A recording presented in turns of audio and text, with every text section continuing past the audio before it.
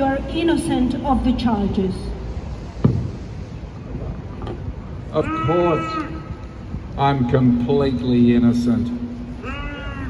They know it, you know it, the whole world knows it. All I've done is what I was obliged to do in law, and that is I was in receipt of the knowledge of criminal behaviour, and I have passed that truthful knowledge on to the world, so that the eternal war that America wants to wage against the world will be brought to an end. And I must say, I am completely dependent on your support.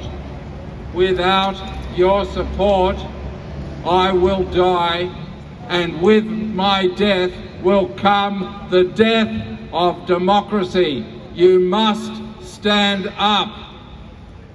Please stand up for your own sake. Thank you.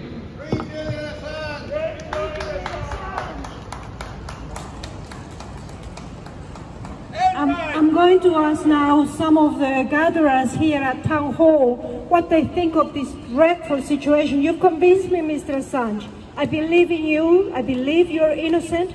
I believe they should be struggling to have you released from... There is only one decision. There's only one decision. There is only one decision. Free, free, Julian Assange. Julian Assange.